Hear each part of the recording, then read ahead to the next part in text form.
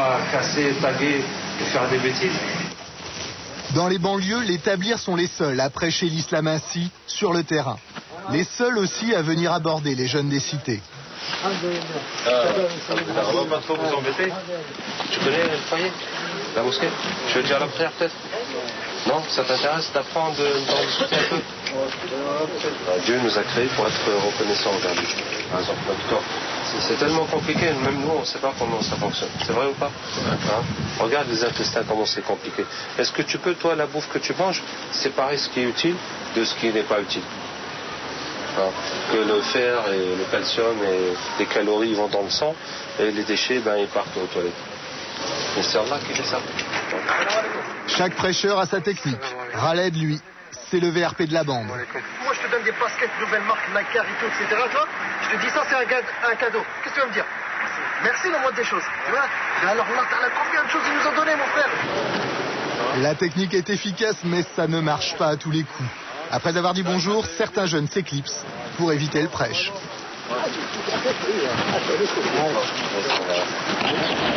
Vous insistez jamais? Non, c'est travail de l'ancien. C'est comme si tu vois, tu fais une balade dans le champ, tu vois des fruits qui sont mûrs, des fruits qui sont verts, qui sont à moitié chemin.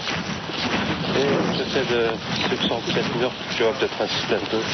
Ceux qui sont verts, tu vas juste les caresser. Abderraouf le sait, la réislamisation des banlieues est un travail de longue haleine. Mais les tablirs sont patients, le temps joue pour eux.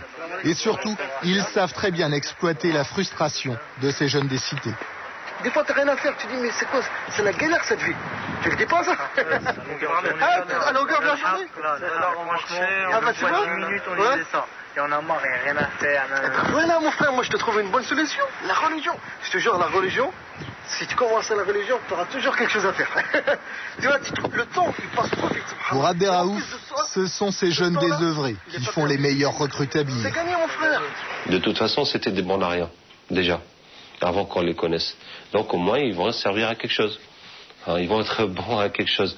C'est bon à propager l'islam. Oui, bon à propager l'islam à plein temps. Et les missionnaires français du Tablir ne se contentent pas de propager l'islam dans les banlieues. Ils partent aussi dans le monde entier. Ces voyages sont organisés par le quartier général du mouvement. Il est situé à quelques centaines de mètres du Stade de France, à Saint-Denis, en banlieue parisienne. C'est une mosquée. Elle est au numéro 52 de cette rue. Nous passerons plusieurs fois devant avant de la découvrir. Impossible de la repérer. Et pour cause. Voici la mosquée. C'est ce petit pavillon, une ancienne boutique de fleuristes. Quelques fenêtres discrètes, un système d'aération et en façade, une grille baissée en permanence. En réalité, l'entrée se trouve dans la petite rue d'à côté. Une porte en bois dans laquelle s'engouffrent les groupes de fidèles. C'est d'ici que sont organisés tous les voyages d'établir. Cela va des séjours de formation de 4 mois au Pakistan, aux missions d'islamisation dans le monde entier. Nous envoyons un journaliste avec une caméra cachée. Il va essayer de se faire recruter par le Tablir pour partir en mission. C'est la première fois qu'une caméra pénètre dans ce QG. À l'entrée, comme dans toutes les mosquées, les toilettes pour les ablutions. Et au rez-de-chaussée, une salle de prière.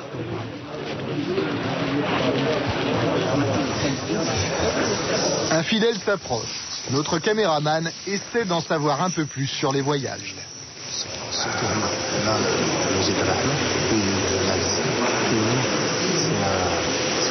Beaucoup de dawa ici, beaucoup de gens de la France entière, tout le monde entier, des Hindous, du Pakistan, des Allemands, des Anglais, des Américains, des Brésiliens, de tous les pays.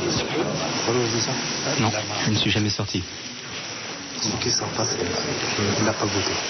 J'ai jamais fait de sortie, mais j'aimerais en faire une pour Dieu. Le fidèle emmène notre journaliste dans une autre petite pièce. Sur une petite table en bois, un téléphone, 2 cartes de France plastifiées. Voilà pour la logistique du mouvement.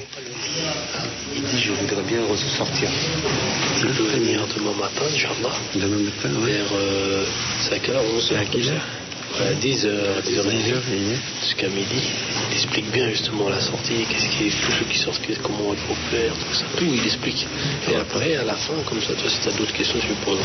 Et puis, si tu es intéressé, tu prends ton sac et puis d'abord voir si ça m'intéresse. Voilà, c'est aussi simple que ça. Seule obligation, participer aux frais. Ce sont les fidèles qui financent eux-mêmes leur mission. Nous nous réinstallons dans la salle de prière.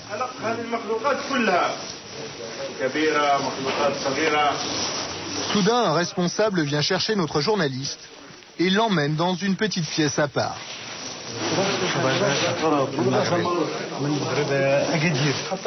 Ils sont tous sourires, mais quelque chose cloche.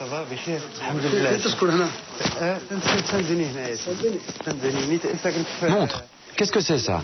Une caméra. Pourquoi une caméra? Je travaille avec. Qui t'a envoyé nous filmer? Dis-nous la vérité. Non, c'est pour moi. Tu te moques de nous? Laisse-moi voir. C'est pour moi. Laisse-moi voir. Ils ont découvert la caméra, mais ils ne savent pas à qui ils ont réellement affaire. Un journaliste ou un policier venu les surveiller. Notre caméraman joue sur cette confusion et s'échappe. Dans les banlieues difficiles, comme ici au Val-Fouré, le quartier sensible de Mantes-la-Jolie, les tablirs ont peu à peu tissé leur toile. Abdelali Mamoun est imam. Ici, tout le monde le connaît. Ouais. Abdelali Mamoun n'est pas tablir, mais il connaît bien le mouvement. Il l'a fréquenté quand il était jeune. Tu veux être filmé? Quand vous discutez avec un tablir, même si en apparence il a l'air impressionnant avec sa barbe, avec son turban, mais ce sont des gens très chaleureux. Mais pour cet imam, il ne faut pas s'arrêter à cette image un peu naïve. Derrière leur façade religieuse, les tablirs ont aussi une ambition politique. On peut venir ou pas?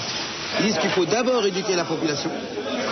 Et après avoir éduqué la population, le régime, de par lui-même, deviendra islamiste. Puisque en général, un gouvernement représente surtout le milieu, la mentalité, voilà, la mentalité, on va dire, moyenne de la société. En fait, eux, ils disent, si on arrive à avoir que des musulmans pratiquants, nécessairement l'État deviendra musulman. Ah oui, bien sûr. En France, la réislamisation a commencé dans les années 60. La cible des premiers missionnaires tablirs, les travailleurs immigrés.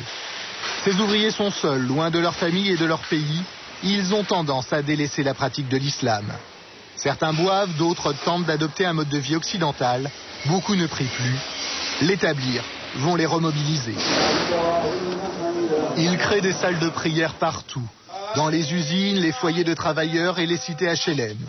Aujourd'hui, on estime qu'ils seraient à l'origine de plus de la moitié des 1600 mosquées de France. Ces mosquées tablirs sont invisibles à l'œil nu, pas de minaret. Ici, au Val-Fouré, la mosquée a été aménagée dans les caves de cet immeuble. Elle peut contenir jusqu'à 400 fidèles. C'est un long couloir, c'est un très très long couloir. C'est une salle de prière en longueur qui fait le couloir de la cave qui, de là jusqu'au l'autre côté du bâtiment. Chaque vendredi, ce sont ainsi des centaines de fidèles qui sortent de ces caves après la prière. Signe qu'en 30 ans, le tablir a réussi sa mission. Le tablir, ça donne quand même l'impression parfois d'être une secte. C'est vrai, ça donne l'impression d'être une secte. C'en est une? Non, ce n'est pas une secte, parce qu'il n'y a pas d'idéologie. Mais il y a des comportements sectaires. Ça, on trouve dans tous les groupes.